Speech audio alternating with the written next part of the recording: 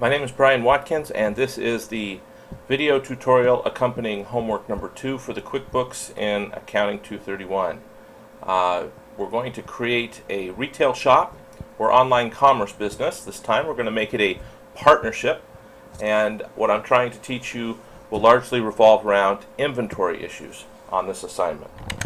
So if you haven't seen this screen before, I just wanted to bring it up in case you should find a computer that has an old company already on it that wasn't erased. You'll create a new company, and then once you do that, of course, everything looks the same. We go to Express Start. I want you to put your name here. I'm going to put a partnership name just because we're working on a partnership. This business is going to be a retail shop or online commerce. So hit OK. I use the choose there. Now here we're going to do a partnership. So now we continue and create the file, and as you see, the file takes a while, so I'll put it on a pause. Okay, we've created the file, and again, if your create file says not responding, be patient, let the computer work. We're going to start working. It gives us our home, but it opens these extraneous windows for us. Okay, so now we're ready to go. Looking at your homework, you realize that you have to turn your inventory and purchase orders on, and that is done in the items and inventory, company preferences. Inventory and purchase orders are active. I hit OK. Closes everything. I go edit now. The second thing that we're going to do in preferences, we're going to have sales tax in this example. So I'm going to hit the sales tax, company preferences, yes. I'm going to add an item, and that sales tax automatically comes in because it knows where it knows the referral screen, so it knows we're looking for sales tax. We're going to name it sales tax. We're going to call it or call it at 10%, and the state agency is going to be the state tax authority. Now, if you get past the add new and you just put it in the box, state tax authority, I've noticed that the upgrade to QuickBooks will allow you to have an option to quick add.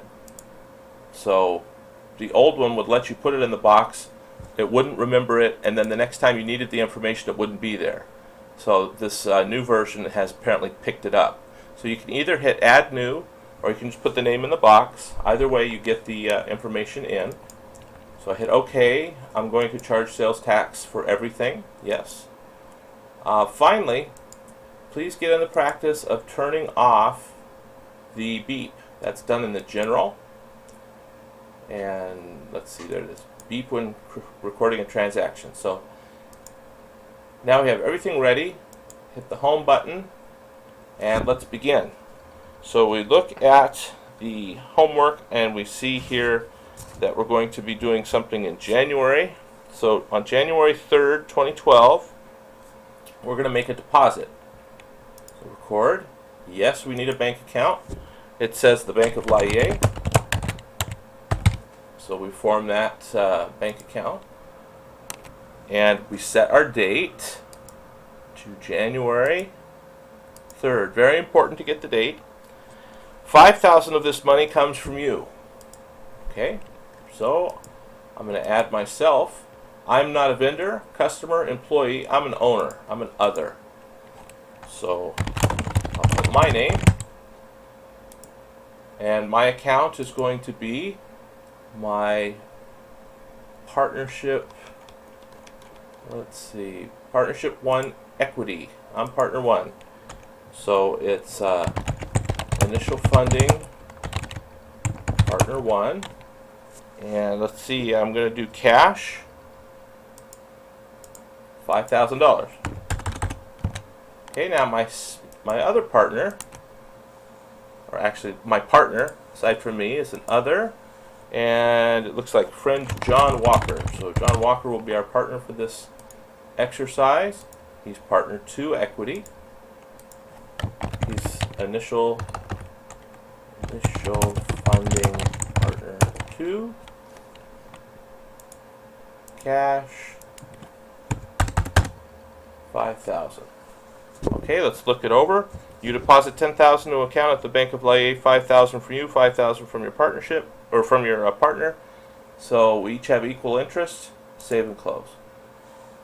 Okay, good. Now on to let's see, January 5th, 2013. You and John agree to purchase hand-carved picture frames from an artisan in Hauula. So we're going to prepare a purchase order. And we're going to get, looks like 3 different items in. And so let's see what the name is. Call them Hauula Woodworks. So we'll add a new vendor. Hauula Woodworks. I don't have to set this date, but I'm going to do it just so people don't get confused. January 5th, 2013. Good. My first item, which I'm going to have to add, is going to be an inventory part, and it looks like koa wood small frames. So let's call it a small koa wood frame. Our manufacturer is a woodworker out in Hauula, so we don't have to worry about fancy catalog information. The purchase transaction will be the small koa wood frame. And let's look here. We're going to buy 100 of them, and the koa wood frames are $15 each. So our cost is $15, cost of goods sold. Our sales price will of course go to merchandise sales. But let's see what the sales price is. You will retail the koa wood frames for $35. Okay, done. The asset account, it's an inventory asset. I don't need to change this, but it's January 5th, 2013. Doesn't matter there. So essentially I now have a piece of inventory, small koa wood frame. I sell for 15, or I buy for 15, sorry. I sell for 35. This is the inventory part description. So once I hit that, ignore, doesn't know what koa wood is. I want to buy 100 of them. Okay, so now I'm on number 2 here. I'm going to do a new inventory part, and this looks like large frames from whatever wood the artists have available. Okay, so I'll just say the large frames. These are not necessarily koa wood. And the cost of the large frames, we will pay $45 each. And we will sell the large frames for 100. And remember, you have to be careful at this spot because these numbers will pop up later on in our work. It's still January 5th. And what this information is here is you can have QuickBooks prompt you automatically when you make a sale if that sale dips your inventory below a certain point. But we're not going to use that. So we have large frames, 50 of them. So by 50. Okay, we have a third item. And this item is a palm tree carving.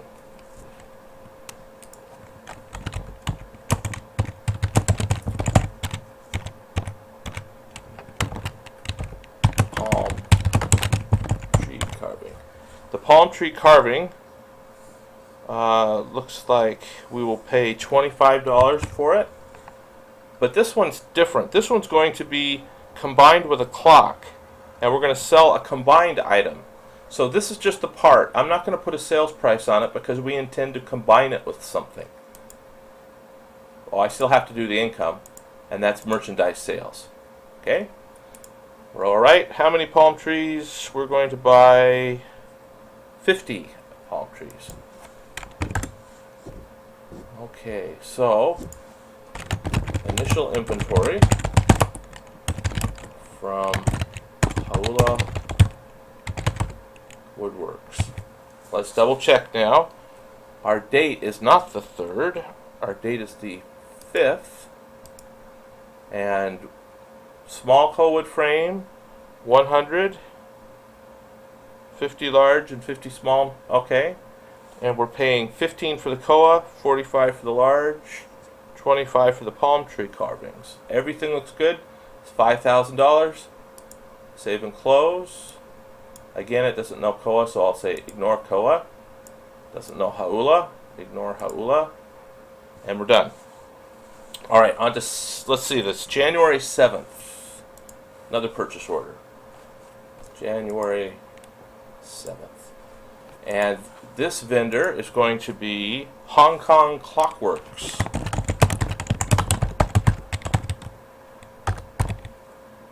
It's the 7th. I don't have to do this, but I'm going to do it just to be consistent. There we go, on the date.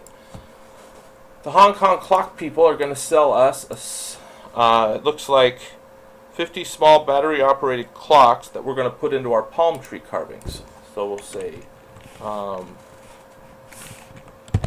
just the clocks, and the manufacturer's part number is XJW200.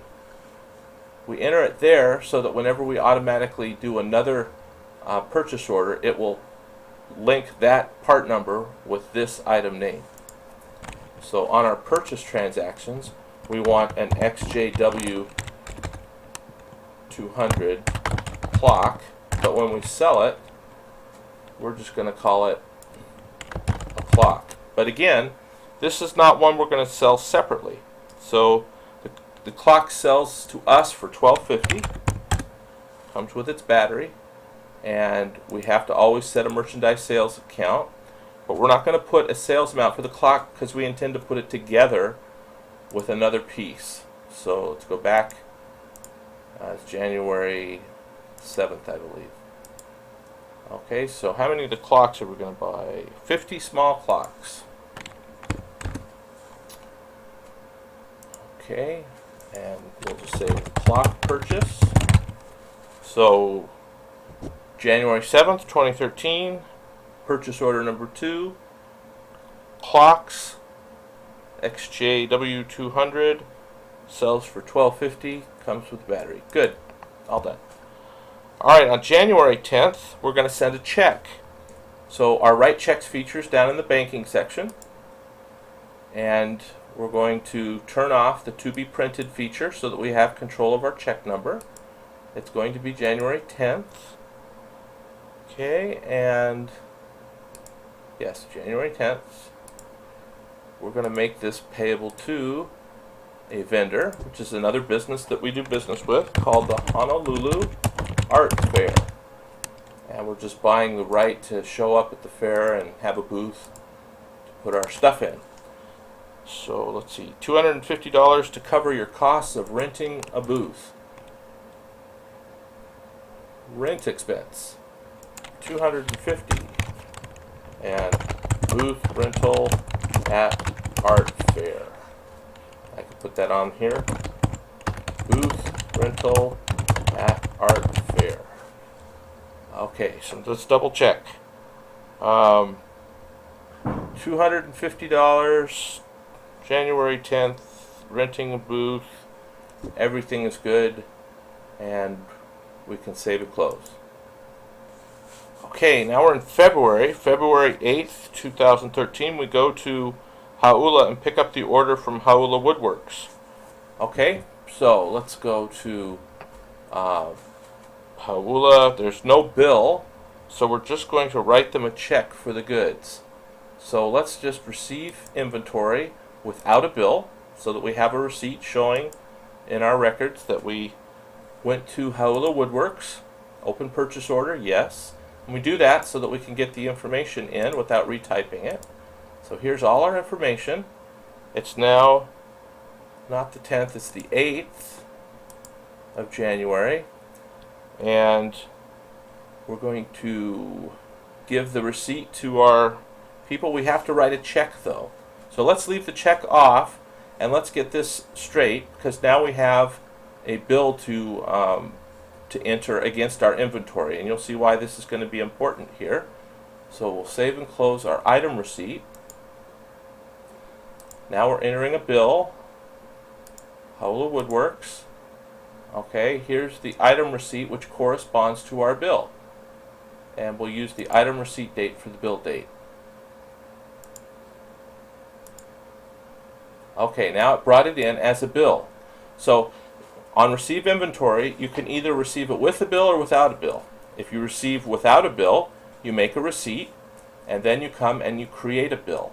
Why is it so important to create a bill? Because it's here that we can add certain costs that we incur. We have no terms here. We've already paid it, so we leave that alone. But we do have to pay a tax of 10%. So our item costs are a little bit different. So 10% of 15 is 150. So now I'm paying $16.50 for my small coil wood frames. $4.50 is my tax on the large frame. So now I'm paying, yes, I'm paying $45. So I'm going to change this to $49.50 because I'm adding $4.50 for the sales tax. Yes, I'll update the item. And then palm tree is 25, which means I'm going to add $2.50. So I'm going to have $27.50 here. It helpfully updates the costs, and when I recalculate, my amount due is now $5,500, which is exactly what I have to pay. I have to pay $5,500 because my vendor is charging me sales tax. I could probably, those of you who are being picky, I could probably get a refund of this sales tax later because I am not the end user of these products. But sometimes you get people that they might not understand the rules, and so they charge you anyway. So we've put the bill in, and I'm going to save and close the bill. It's linked to others, yes. And now I'm going to pay the bill. Okay, this is a way to automatically get a check out. I could just as easily write a check for this, but the way to do it appropriately is to put it through the billing process. So I'm going to check my date, July 8th, that's correct. I'm going to assign it a check number. So this will be our check number 2, I believe, because we have check number 1 that we wrote to the Honolulu Art Fair. And I'm going to check the box to pay it. Okay, assign check number and pay the bill. And the check number is going to be 2. I hit OK, and the bill is paid. Now, if I look at my check, I can look at my checkbook. I can look back at check 2, and there it is. It automatically, or sorry, that's not check 2. That's check 1. Okay, so check 3. There's check 2. How Ula Wood works, $5,500, and it automatically put all of that $5,500 into the inventory account where that belongs. How do I know that? Here's a new report for you. Go to reports, go to inventory, go to valuation summary, and it's going to automatically pop ahead here. I hit refresh, and so here are the costs. They went up by 10% because I had to pay the tax, and my inventory is in my storage area or warehouse, and it's worth $5,500. So if I want to know what my business is worth at this point, I do a standard balance sheet. Always use the standard. We can see I'm down to $4,250. I have $5,500 worth of inventory, and our equity is each $5,000 still. But we have a net income of $250 because we wrote that check to the art fair, and we haven't made any income yet. So everything looks good. Let's go now over to page 2. Okay, we're now looking at February 10th, and the clocks arrive with their bill. So a more typical way of receiving inventory is with a bill, and the bill is coming from the clock people. And there's an open purchase order. I click the purchase order so that the information comes in. There's no terms, so it's just due on receipt. The date is the 10th. Okay, we've got everything, clock. But it says that we have additional shipping and import fees that we owe of $125. Now last time when we had 10% increases, we just put them into the cost. But now we have a lump sum increase. So 125 plus 625 means we're going to pay $750 or the clock.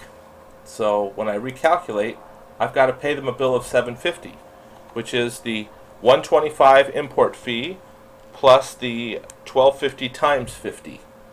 So now you can see that our per unit cost has gone up to 15, but our inventory in total, the clocks are worth 750.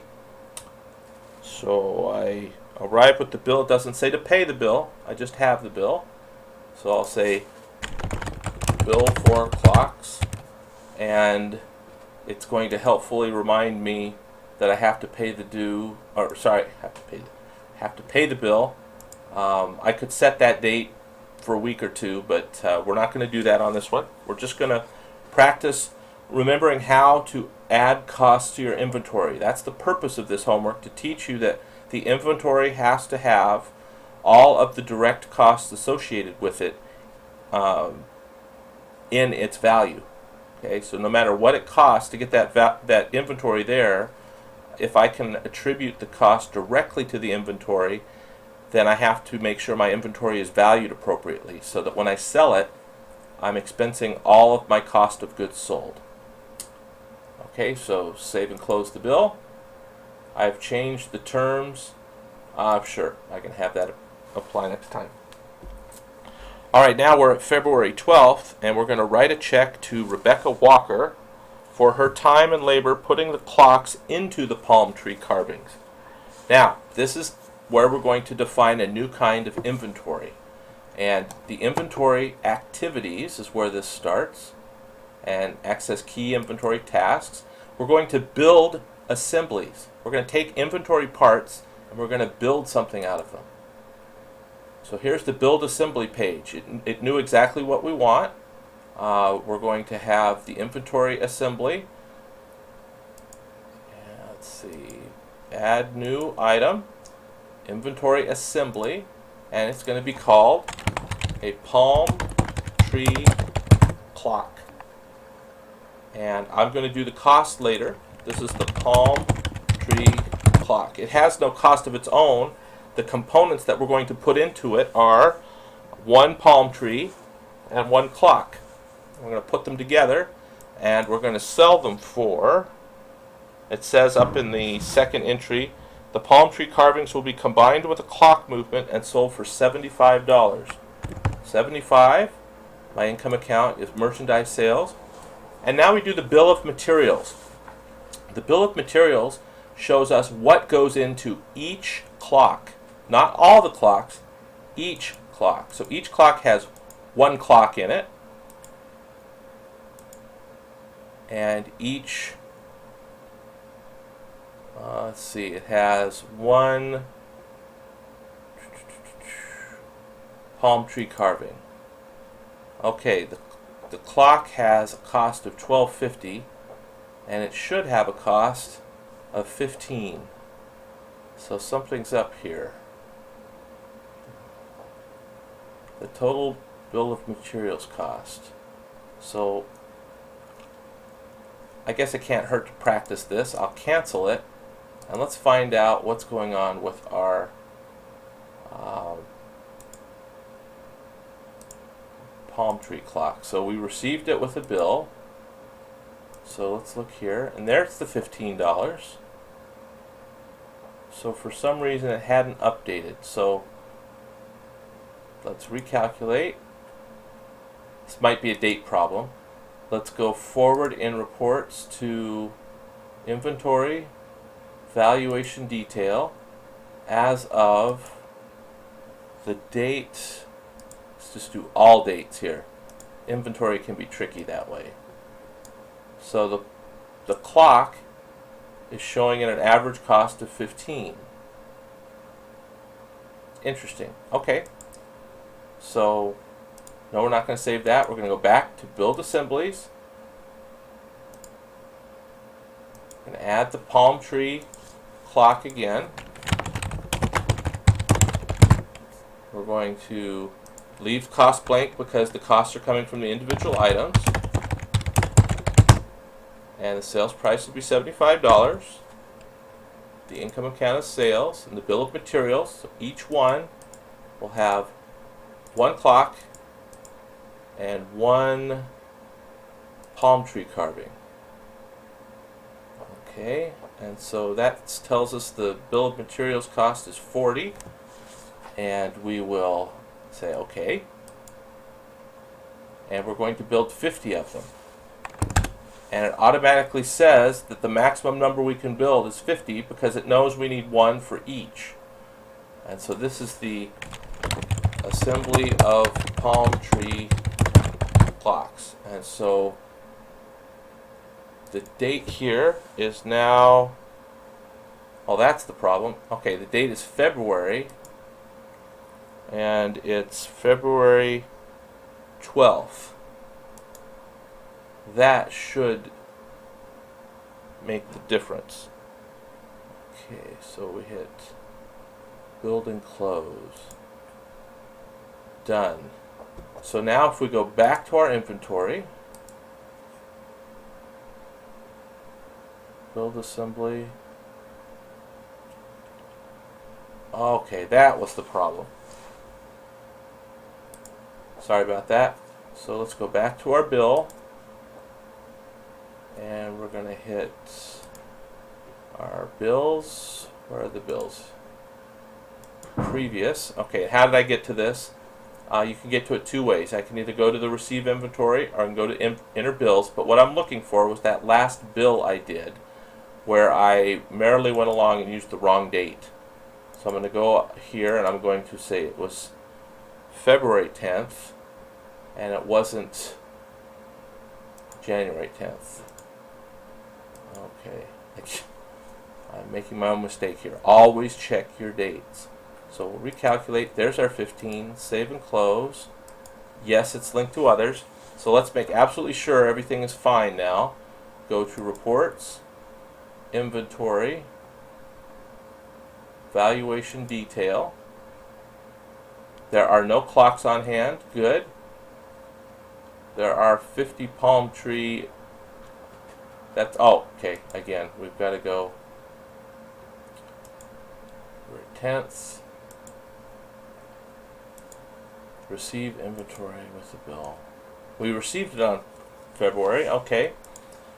So inventory. Not the one I wanted. Sorry. I want reports, inventory, valuation detail. And we'll push that past the date. We'll just head into March. And so now we have 0 clocks on hand, 0 palm tree carvings on hand, but we have 50 palm tree clocks. Perfect. It did work. So we're good with our inventory. And we can move on. We have to write a check now. Okay, and we're going to write a check to, we're not going to make her an employee, we're going to make her a vendor, because she doesn't do regular work for our company. Okay, if she did, we'd have to pay payroll taxes and all of that. So February 12th. Okay, and we're going to give her $75. But what are we going to put it in? Teach you a new account. Okay, we need to get the $75 into the value of those palm tree clocks because this is direct labor and it should be part of that inventory account. In order to do that, we're going to create a temporary account. Okay, it's a new account. It's going to be an other expense. And we're going to continue. And I'm going to call it an inventory adjustment. And the whole purpose of this account is to temporarily exist until I can get to the other screen and grab that account. I can't write a check directly to inventory. To do it appropriately, I write it to inventory adjustment. Okay, so I have $75, and I say cost of assembling palm tree clocks, or assembly of clocks. Okay, I've got the $75. I'm going to pay it. So the check is out. Now I have to put that $75 into the inventory. I go back to inventory activities. Now I do adjust quantity value on hand. It's now the 12th, good. The adjustment account is that one I just created called inventory adjustment. So whatever I do now, it's going to take my money from inventory adjustment. So my item is going to be the palm tree clock. Okay, there's three different screens here. There's a quantity screen, total value screen, and quantity and total value. We have 50 clocks, so I'm not going to change the quantity, but I am going to change the total value. So I have 50 clocks now worth worth $2,125. I'm going to add the $75 that I paid to Rebecca Walker, and now the value of my clocks is $2,200. To add assembly expense, because I should be taking the assembly expense as cost of goods sold, not as a separate administrative expense. So I have to add that expense to the actual inventory account. And once I do that, after the adjustment, my average cost for the clocks is $44. So this is important because if I don't attribute the cost to the inventory, I might sell the inventory for less than what costs I have in it. And then when I'm not making money in my company, I look and you wouldn't see, for example, that you're selling these clocks for less than it costs or for more than it costs to make them. So my clocks are now worth $2,200. Again, the original value of $2,125 plus the $75 check that we wrote to Miss Walker and put in the inventory adjustment account. Save and close. Okay, so now if I were to look at a balance sheet, okay, and I were to move this forward, actually I want to look at an income statement. Profit and loss standard. Just go to the end of the month. We need to get our January in there. Okay, so year. And refresh. Our rent was $250, and our inventory adjustment is 0. That's perfect. A way to tell that you've done it right, if you get to the end and the inventory adjustment is 0, that means you took all of that money and put it where it was supposed to be, which is the inventory. So if I go to reports, balance sheet standard, and go forward, say to the end of February, there we go. Now our inventory asset is up to $6,325, which is correct. We owe $750, and I believe we owe $750 for the clocks. Okay, nope. So we're good. Now we're going to go to the trade show, February 25th. So February 25th. Let's double check the check here. Okay, so we wrote the check on the 12th. Then we go to the trade show and we make a cash sale. Two kinds of sales: cash, credit sale. So for cash, we do a sales receipt. And the sales receipt is dated February 25th. And we're going to get some cash, and we're going to get it from a customer, new customer, whose name is Fred Carter. February 25th.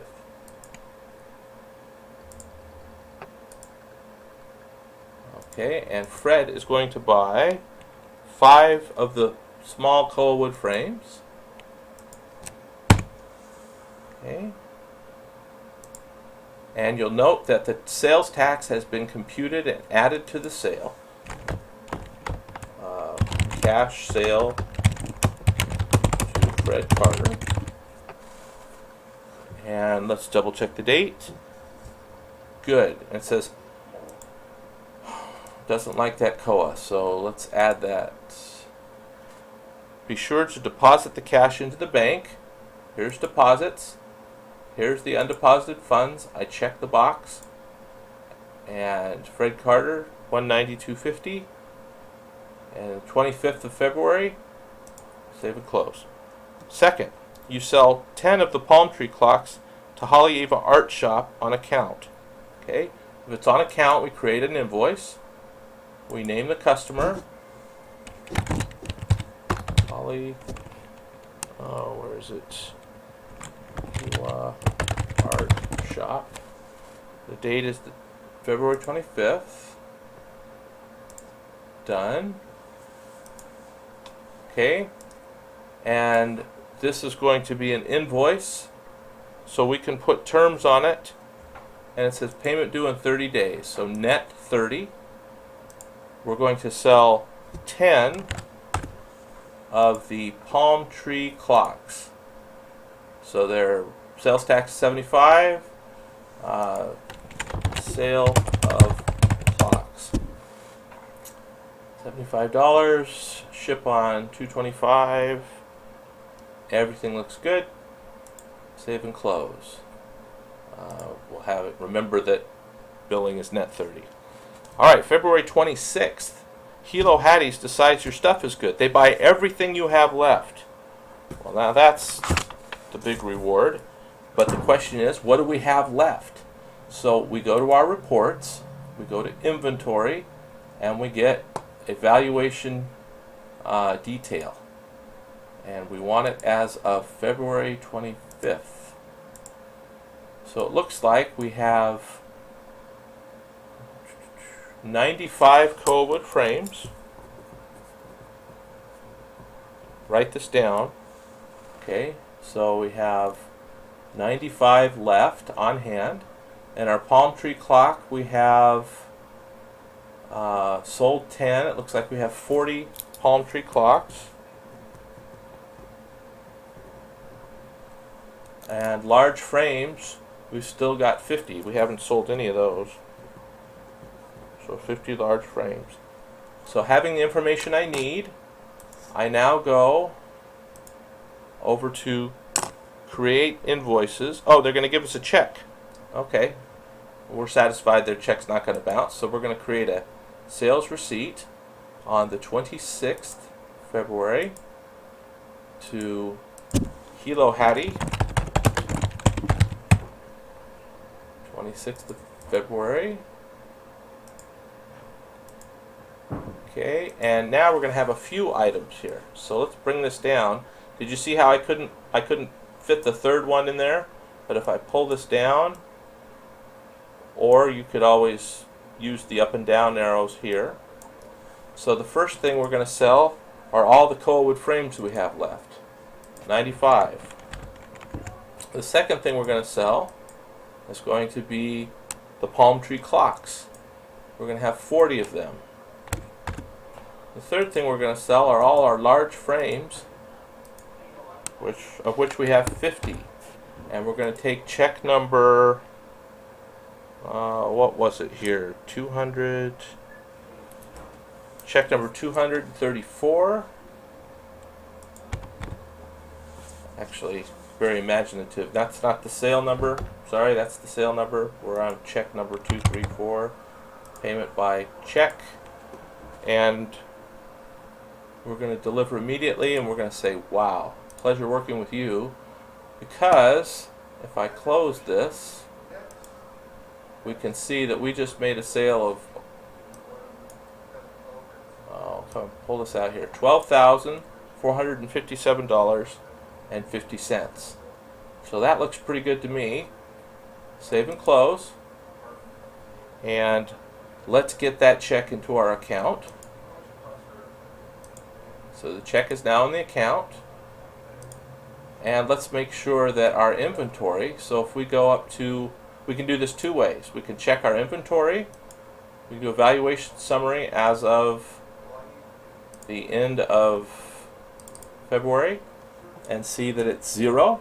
Great, we sold all our inventory. The other thing that we could do is we could go to our balance sheet and see as of the end of February that our inventory is now no longer listed on assets because we have 0 inventory. So we've done everything right there. Okay, so now we have a couple things left to wrap up. Let's pay that bill that we had. Okay, let's say it's the last day of the month. We're going to wrap up our business dealings here with them, and we're going to write a check.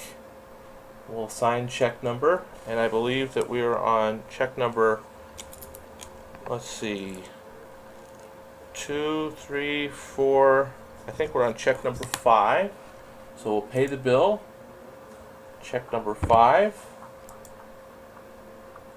and we're done with that. So if we look at our checks, 5 to the, okay, 3 to Walker, 5 to the Clockworks. Oh, I guess we had check number 4 that we could have done. Okay, not a problem. The check is out there, and now we have to, if you look at your balance sheet, you are holding some cash. You should have, at the end of February, a liability, refresh, for sales tax payable. Now, taxing agencies like to get their money.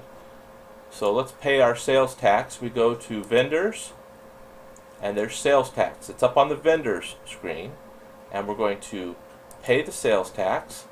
We're going to tell it that the sales tax through the end of February. Our check date will be the end of February. The amount due is $12.25. Let's just check it and pay it. And so check number 6. And I think that that's done. So now you finished your you finished all of your assigned transactions. Let's go up to the reports, and let's look at our profit and loss, and let's go from let's go entire year, all. We can hit all, and it goes right to where we are. So we sold 12,250. Okay, what were our sales? Here are the sales. We sold to Fred Carter, Holly Eva Art Shop, and then Hilo Hattie's. So you can drill down by just clicking when it becomes a magnifying glass. Our cost of goods sold was $6,325. Where did that come from? Well, here's where it came from. Undeposited. Okay. And rent expense $250. So that looks good. Okay. Let me just put this up here. So I'll freeze this. Take a look at it. Make sure your income statement is correct. Now let's do the balance sheet. And let's look for February 28th. So we now have a receivable from the art shop, and we have the Bank of Laie, and it looks like everything is good. I'll basically wrap it up here. Make sure your numbers are correct on the balance sheet. Turn it in. And the thing to remember on your notes, this homework was designed to teach you how to do an adjustment to your inventory valuation. There's several adjustments we did. The first one was a percentage adjustment that we just adjusted the price on the bill to show how much we paid to the person from whom we bought the goods. The second one was for like a shipping and handling, which was a lump sum amount that we just added to the bill. The third one, the trickier one, is when you pay a third person and you have an additional person in the loop. So we had to pay Rebecca Walker, and so the cost for those palm tree clocks came from 3 sources: Hong Kong Clockworks, Hau'ula Woodworking, and Rebecca Walker. I showed you how to put all the items together into an assembly, how to then add Rebecca Walker's check to the value of the assembly, and ultimately sell it. So you should now be experts in inventory. You should now upload the PDFs as instructed. Thank you.